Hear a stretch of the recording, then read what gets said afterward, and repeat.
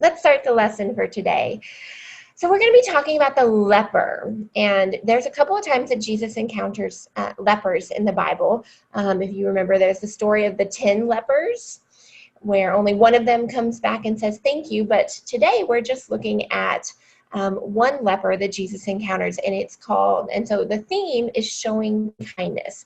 Our scripture verse is Luke 5, verses 12 through 16. And I am Miss Jennifer Butler, and this PowerPoint was made by Miss Livette Straunch, and I thank her so much for her help, and also want to thank Miss Ferguson for helping answer any of your questions that are popping up during the lesson as well. Okay, so our objectives for today. Objective just means what you guys are going to be, what we're going to be learning, and what our focus is for today, our goals basically. So our goal for today, the first one is to be able to define the following terms. Vocabulary is really important. So we want to be able to define outcast, leper, and discrimination. Okay, I want you to think, have you heard those words before? And we'll come back and give meaning to them here in a minute. Okay. The second objective for today is to be able to list the 4 symptoms of leprosy. What does that look like? We hear currently about symptoms of the COVID-19. So what would the symptoms of leprosy look like? The third objective is describe Jesus's encounter with the leper. Okay, what happened when Jesus met this person? And to be able to discuss the importance of treating people fairly. All right, so our vocabulary. So off to the side though, you guys, this is a picture of someone who is a leper, and this is still a disease that is around today. They do have some medicine for it to help people, but it still has a very big change on the body. So be thinking about what the symptoms might be while we're going over our vocabulary. So outcast and leprosy.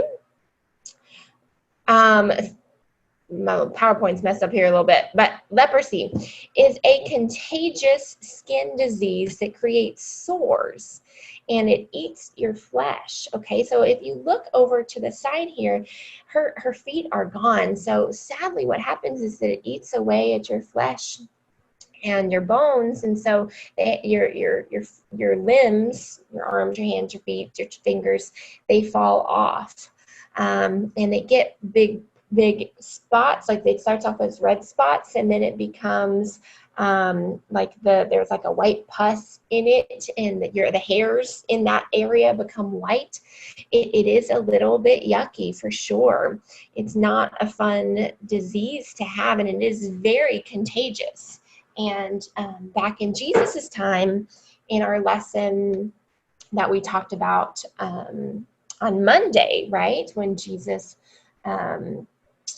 was calming the storm, people were just wanting, we talked about how, I lied, when we were talking about our miracles introduction, there weren't a lot of doctors around like our day and time. There weren't hospitals and clinics and very available medicine like we have. So if you got something that was contagious, there wasn't, it could change your life, and we'll talk more about how their lives changed here in a minute. So an outcast is someone who is rejected or cast out, okay, outcast, from their home or their society.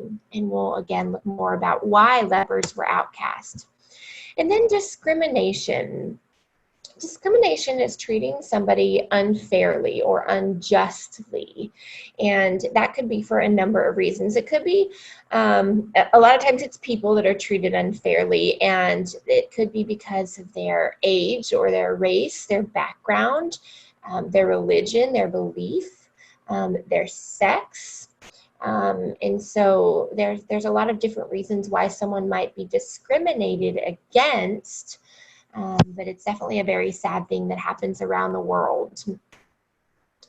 So the Bible calls leprosy a really dreaded disease because it was seen as a curse from God because someone was sinful. Okay, and so as the Jews believed that it was a sign of God's judgment for people's sin. And thus nobody wanted it, because if you had it, then that meant, oh, this person is sinful.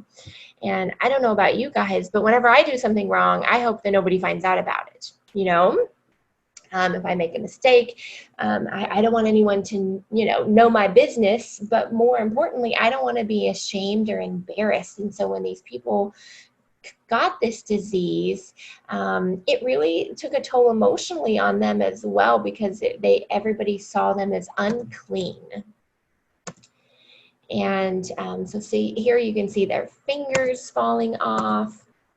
Those are the red white spots that I was talking about.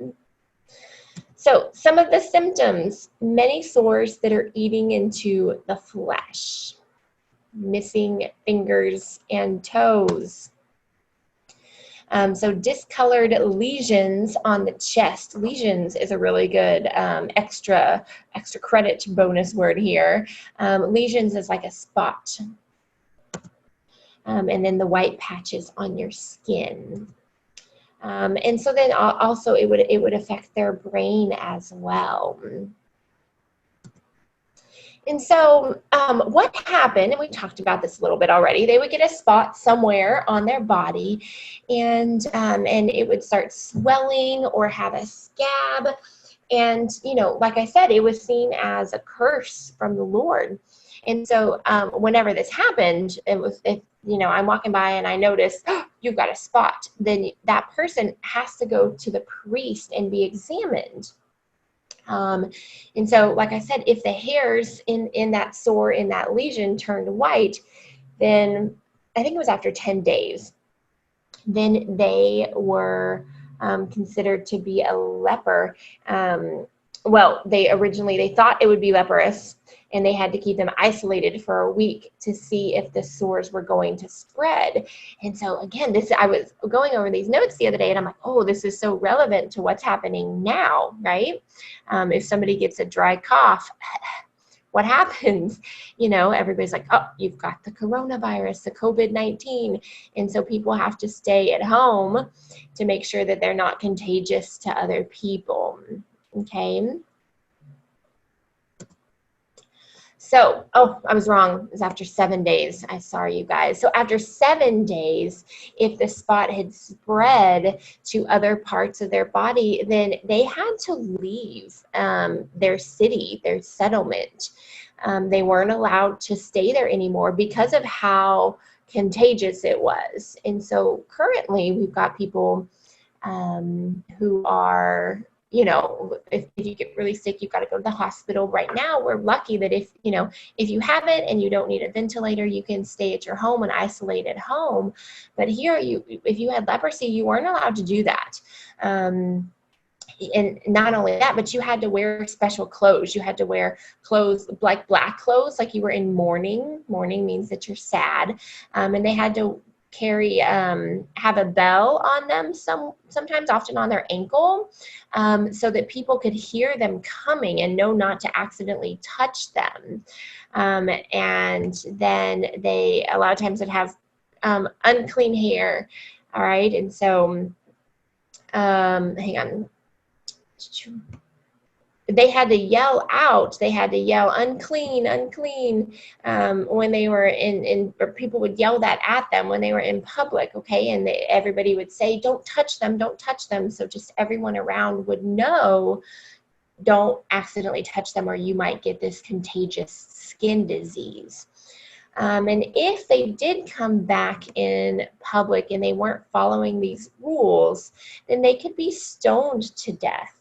Which is where people throw stones at you until you're dead. So the sentence for not following the rules of being a leper was death, because you could hurt somebody else. Okay.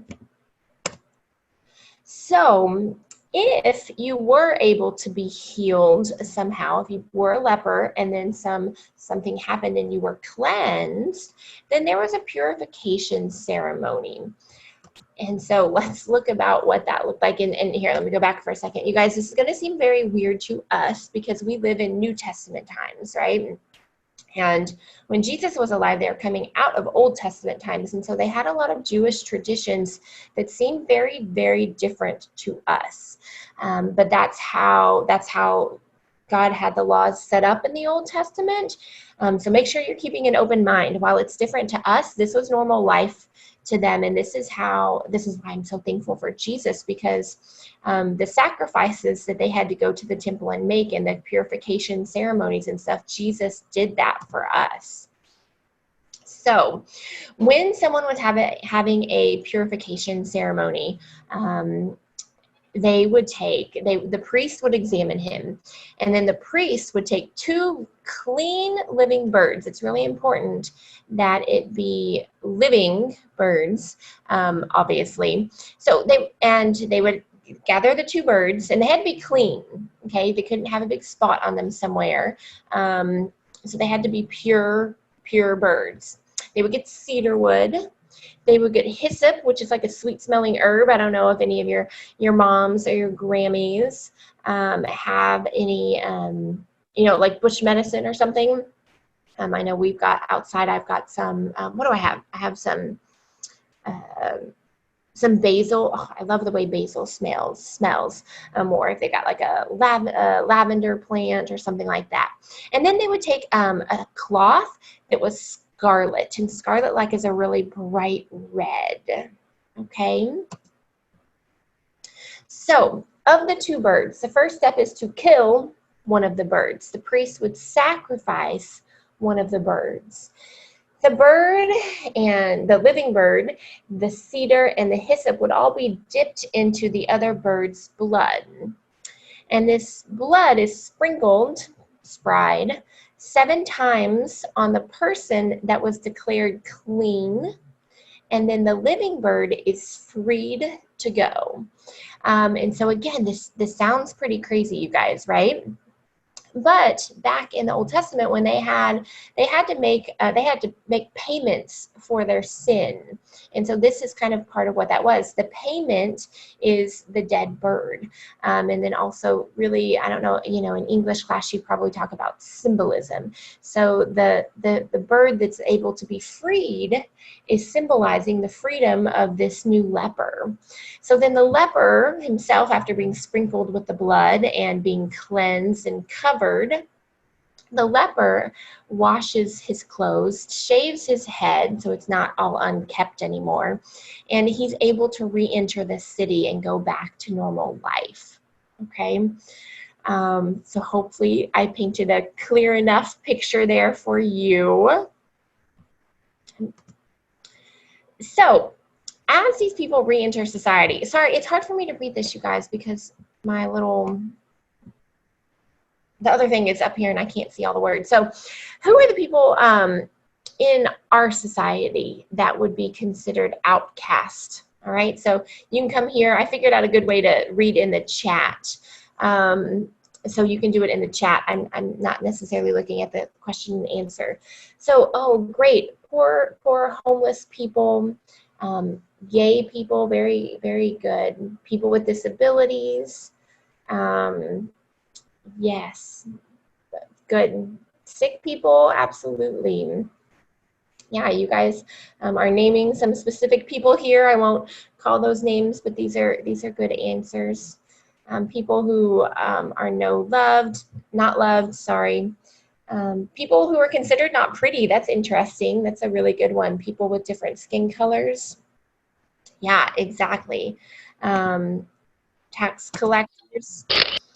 Right. So let's look at some specific examples.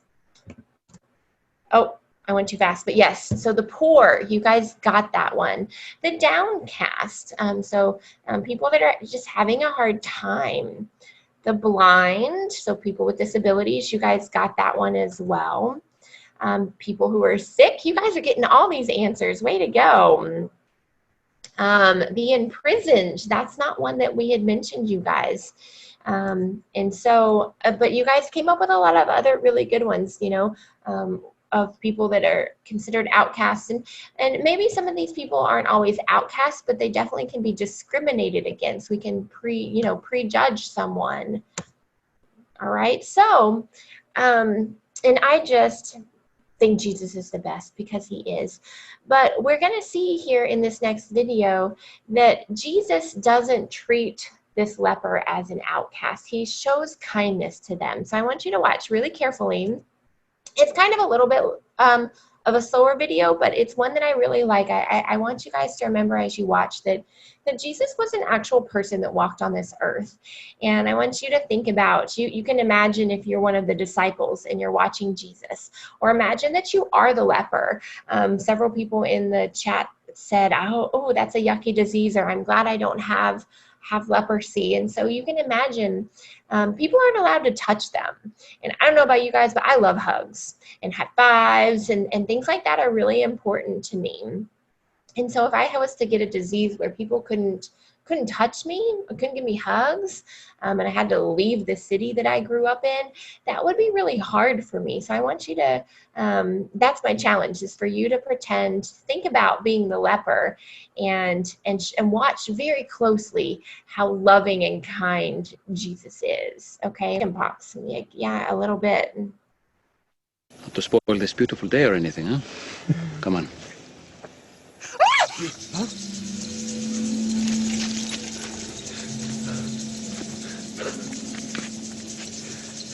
It's a leper. Stay back. Cover your mouth. Don't breathe his air. Don't come any closer. It's okay, John. It's okay. Rabbi, you cannot. His disease.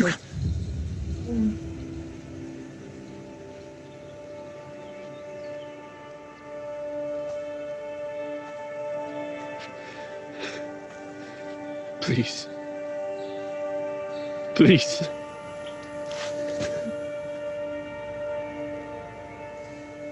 Please don't turn away from me. I won't. Lord, if you are willing, you can make me clean. Only if you want to, I submit to you. My sister, she was a servant at the wedding. She told me what you could do. I know you can heal me if you are willing.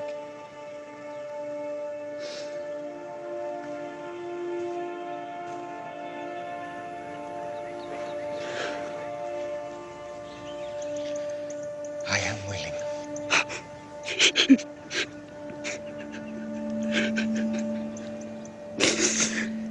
Be cleansed.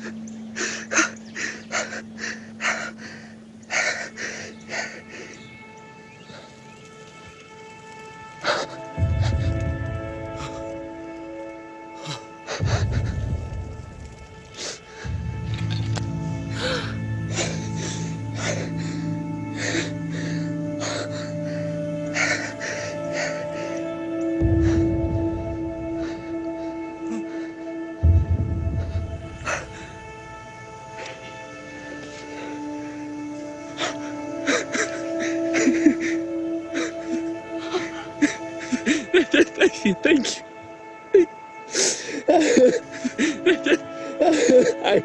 I knew it. I knew it. I knew it. What can I ever do? Do not say anything to anyone. You don't seek your own honor? Please just do me this one thing. But what do I tell people? Go, show yourself to the priest. Let them inspect you and see that you are cleansed. Make the proper offering in the temple as Moses commanded. And go on your way.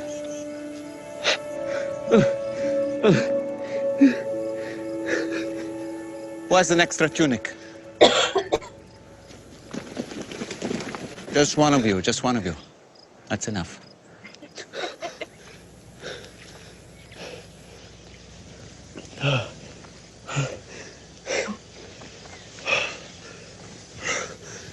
Green is definitely your color.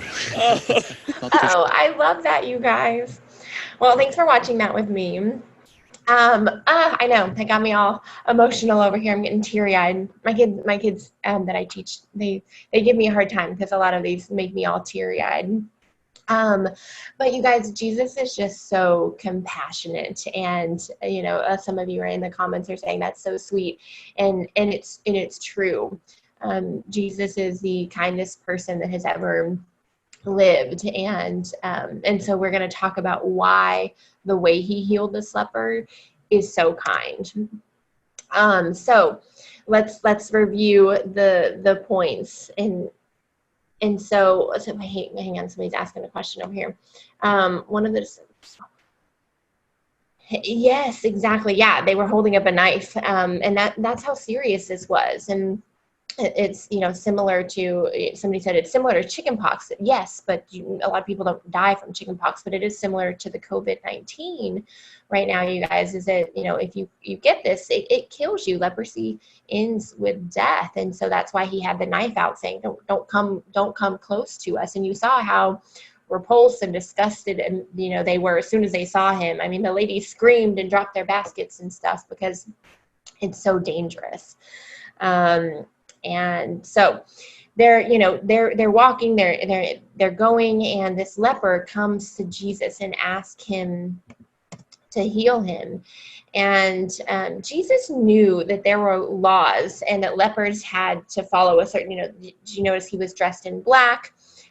This one, I didn't, he's supposed to have a bell, and there are rules, and you're not supposed to touch them. They're not supposed to touch you. So Jesus knew what all of those laws were. He grew up in a Jewish temple, so he in the Jewish faith, and so he knew what those rules were. And so the leper comes and falls down and says, if you want to, I know that you can make me clean. And so I think that's cool. And sometimes I know that I go to God in that same way, and I say, well, if you want to do this for me, I know that you can. Because remember, God doesn't always say yes to all of our prayers. He has to give us the best thing. I could ask for $1 million and he could give it to me, but that might not be the best thing for me right now. So out of compassion, Jesus didn't just use his words here. And I love that. Jesus reaches out and touches him to heal him, you guys. And so that's the thing, is that, and that to me personally, that's where Jesus's kindness is. Jesus could have just given like a wink or something, or like a yeah. And I don't know if Jesus did a lot of winking, but in my head, Jesus is really fun. And so, Jesus could have said, boom, yeah, you're cleansed. But Jesus went with what was emotional for the man, and he hadn't had any physical contact in a really long time. And kind of like, I think we can relate here. We haven't been able to see our friends. And so for someone to reach out and touch this leper is not only breaking a law, but it's showing a kindness to him. And so then he was healed. And how just really cool is that? And so the man was excited, and he told everyone. And if you notice in the video, Jesus, said, don't tell everybody. What I do need you to do is I need you to go to the priest. I need you to do the cleansing ceremony so that you can go back into society, but don't tell people. Jesus was asking for secrecy because he knew that if people found out that he had touched a leper, then Jesus wouldn't be allowed to go back into the city. Okay. And so by law, it was wrong for Jesus to touch this leper. I'm moving my stuff on my screen around here. Okay. So it by Jesus touching the leper, it by default made Jesus unclean and like kind of defiled him as well. Okay. So the instructions, you've got to keep this a secret. Shh. Don't tell anybody. Okay. And we already talked a little bit about why. Why did Jesus want him to keep that a secret? Do you guys remember? Why would Jesus need that? Because what was the result of everyone knowing that Jesus had touched the leper? Okay, right. So because Jesus touched a leper, he wasn't allowed to go back into the city anymore. And it's not that Jesus would get sick, because Jesus has control over the diseases, but Jesus didn't want to have to go through that purification ceremony. And if since the man told people and didn't keep it a secret, Jesus wasn't allowed to go back and do work in the city. So the first instruction he said was, keep this a secret. The man didn't, but that's okay. Then he said, go to the priest and be examined yourself. Okay, go get those 2 birds and the hyssop and the cedar wood and follow what the laws say, so that you can go back into society, and you can go back to your old life. And then offer up that sacrifice. I did the last 2 in one time. Okay. So Brianna has a good question over here. She says, I don't understand, because if I was the Lord and I wanted to heal you, I would show that I am Lord. So how is that illegal? So you got to remember that the laws, just because Jesus was born, you guys, didn't mean that all of the laws and the rules changed. And you guys, this is your first year of, high school RK, but you'll see over the next couple of years of studying this, that Jesus is making and paving a new way of life for these people. Jesus is the ultimate end of Judaism and the beginning of Christianity. And so because that, a lot of what he does is changing and undoing their Jewish laws. And that's so Brianna, that's not a quick question to answer, but I hope that gives you kind of a little bit of a frame of why it was technically, because Jesus was still under their laws. Because remember, he's fully human, but also fully God. So while he's here on earth, he's got to follow the human rules and laws and regulations as well. So like I said, he's working on changing those laws. So I hope that helps, Brianna. So the secrecy, let's look more into that. It wasn't just because he would have had to go to the priest and he would get off track for 7 days. But Jesus also, there's a couple of stories in the Bible where Jesus asks people, he heals people or does a miracle and says, please don't tell. Because he wants people to believe that he is the Messiah because of what he says, not because of what he does, okay? Just because you can perform miracles, he didn't want everybody believing in him just because of what he could give him and the miracles that he could do. He wanted them to really trust his word, that he was the Son of God, and believe the truth in what he had to say. And then also it would have affected his ministry, you guys, because again, if you look at reason 1, if people are accepting him because of his miracles, then they're going to come to him and want only miracles, right? A lot of times I think a mistake that we make is we go to God asking for things and asking for blessings instead of asking for truth. For example, let's say my husband and I are having an argument, which happens sometimes because we're all still people, right? I'm pretty close to perfect, but not quite. Just kidding, you guys. But let's say that I've done something wrong, okay? Let's say it's my turn to do the dishes, and I said, I'm not doing the dishes tonight, you have to do them. Or something silly and simple like that. Well, I would have been in the wrong if it was my turn to do it. And so I go to God and I say, oh, dear Jesus, I ask that you would make him do the dishes, right? Like, that's not really a great prayer request, because I'm the one in the wrong. And while my husband might be awesome and he may go ahead and do them for him because he's great, what would be a better thing for me to go and pray for is, Lord, please show me why this argument is happening. Show me how to solve this problem. And then the answer would be for me to stop being stubborn and to do the dishes.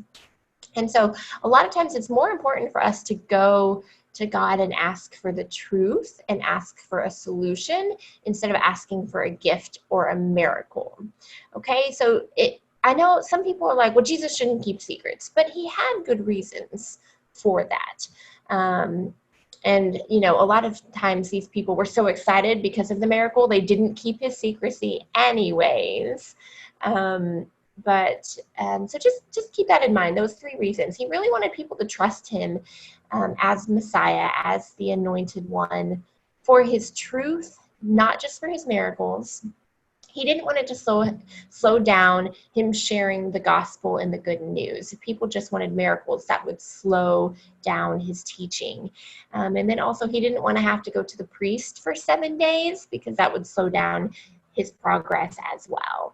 Okay, so you know, we talked about our theme was treating others fairly. And this is a current video. I saw this a couple years ago, actually, and I really like it. It's really sweet. So I want you to stay tuned. There's kind of a big message at the end. So watch. So afterwards, we'll talk about, you know, how does treating each other fairly fit into the story of the leper? Okay, so watch this. Oh man, let's see if I can get it working here. Okay. May I have this? No.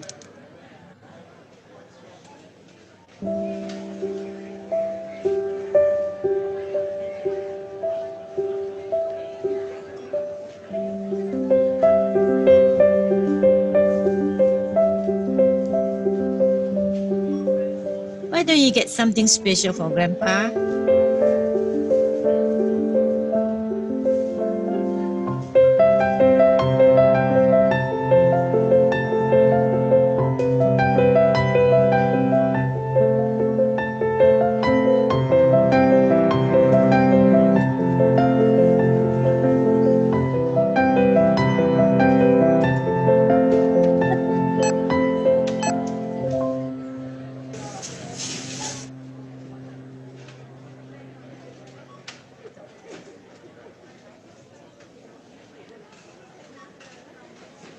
I'm sorry. Can I return the cake, please? Sure, yes. I want the cake, please. I won't ask for anything else. Next time, okay? When we can afford it.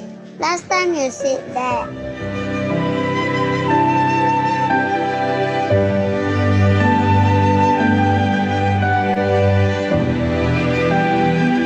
You don't want this? I'll take it back.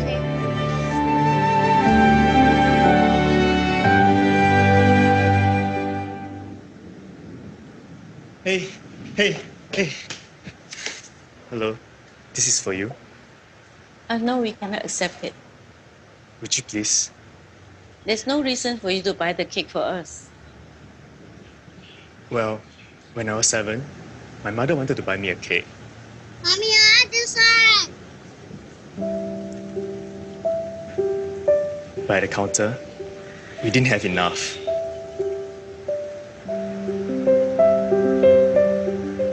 Can we get something else? It's my birthday today. Can I choose my own cake, please? I'm sorry.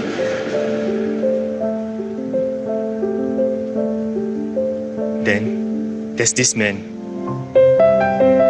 I've never met him before.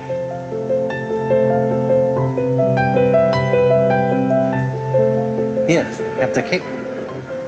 Happy birthday. I didn't know his name. I never got a chance to say thank you. I've never forgotten about him. The man in the queue. Thank you. No, thank you. Can I have your contact number? Let me repay you when we have the money.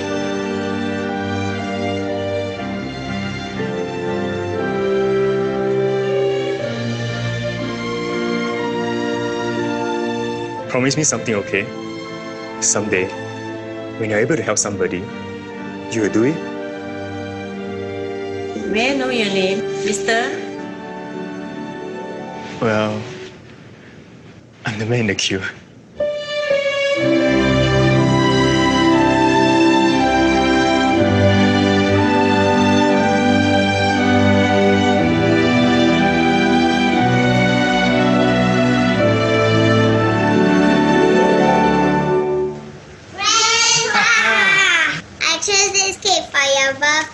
Wow, this is my favorite. Thank you. Let's go and put some candles. Oh, careful. Aya, you shouldn't have spent the money. Actually, I came and paid for it. He give me this note. Please write down your address. I'll bring the money back to you later.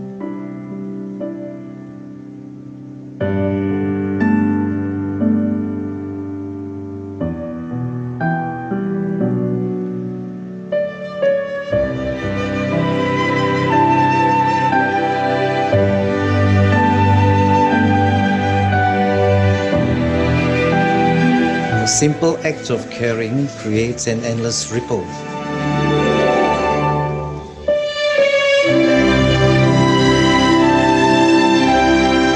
That comes back to you.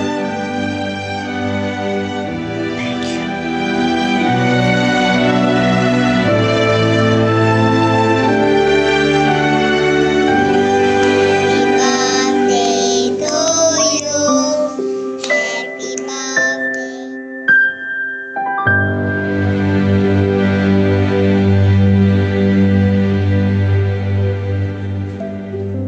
So, did you guys see? It was the same man. And so the whole story just makes sense. So that day when the little boy, wanted to buy his birthday cake, the older man was looking to buy his birthday cake, and they wanted the same cake, right? Because they said, that's my favorite. And so it just makes sense that all those years later, it would be both of their birthdays again, getting cake, and it just makes so sweet and so kind. And I think that it's so important to remember that. And so, looking at that sweet video of treating each other fairly, and really, I would even say maybe unfairly at this point, because when that little boy was younger, that man had no reason to buy him a birthday cake, and then vice versa. When the boy grew up and became a man, he didn't have a reason to buy the birthday cake for the family. They're treating each other with extra kindness. And so how does that story, how can we kind of relate that back to the story of the leper? How do those two things connect, you guys? Let's look and see what y'all are saying. So how do those stories connect? Yes, not being selfish, and Jesus showed the leper kindness by touching him. Exactly, you guys. And so that's so important. That it goes back to what I said earlier, is that it's not just that Jesus healed the leper; he healed him by touching him, which was putting himself at risk. And so similar to the man, both of the men spending their own money, they were sacrificing something to help improve somebody else's life. Oh, great, you guys. So let's go back over this story. Love thy neighbor as thyself. Yes, and showing that he cared. It is really important to take other people's feelings into consideration, you guys. Capping. What is the title of this story? Good, the leper. What is the main character of the story? Or who are the main characters? Jesus and the leper. Great job, you guys. What happened in this story? Yes, a leper came to Jesus and said, heal me if you're willing. And Jesus touched the man and said, I am willing. And the man was healed. Very good. And then, what was the problem? Yeah, the problem was the leprosy, and needing to be healed, and then all of the laws that are revolving around what a leper can and can't do.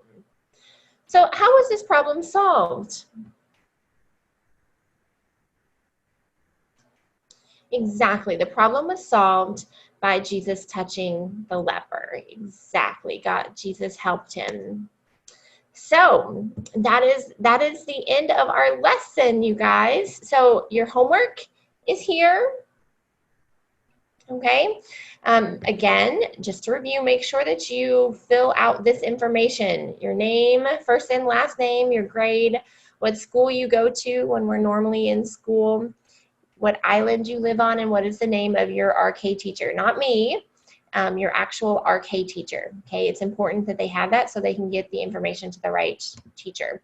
And then here are your 4 questions, just 4 quick things. Okay, I'll give you a second.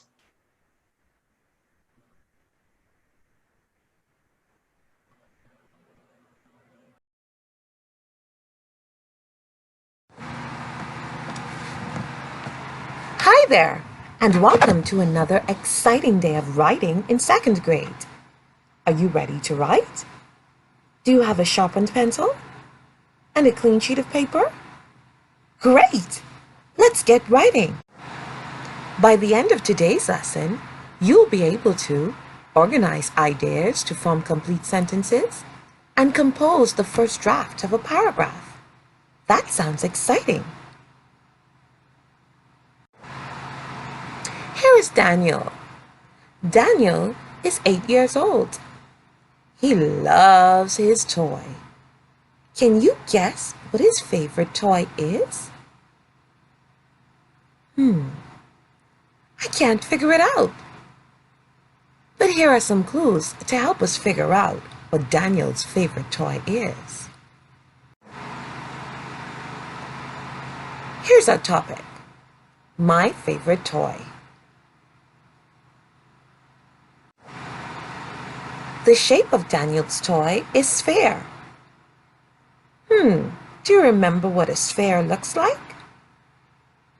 Yes, you're correct. A sphere is round. Let's see what other descriptors there are about Daniel's toy. The size.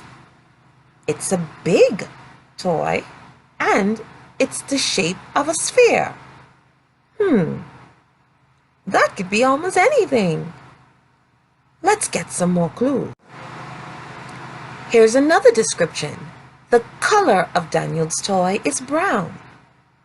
The shape is sphere, which is round. The size is big. The color is brown. Have you guessed it yet? Neither have I. Let's see if there are any other descriptors. Now, this descriptor is telling us how the toy feels. It's smooth. The toy is smooth. The color is brown. The size is big. The shape is a sphere. I know what Daniel's favorite toy is. It's a basketball. If you said basketball, you were correct.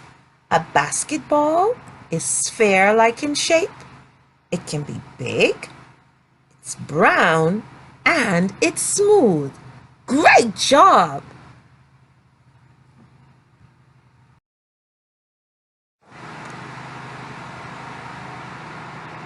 Now it's time for us to put our ideas together to form sentences to create our paragraph.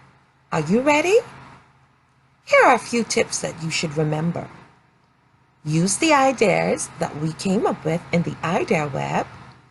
Indent at the beginning of the paragraph. Ensure that your sentences begin with capital letters and end with end marks. I know you can do it.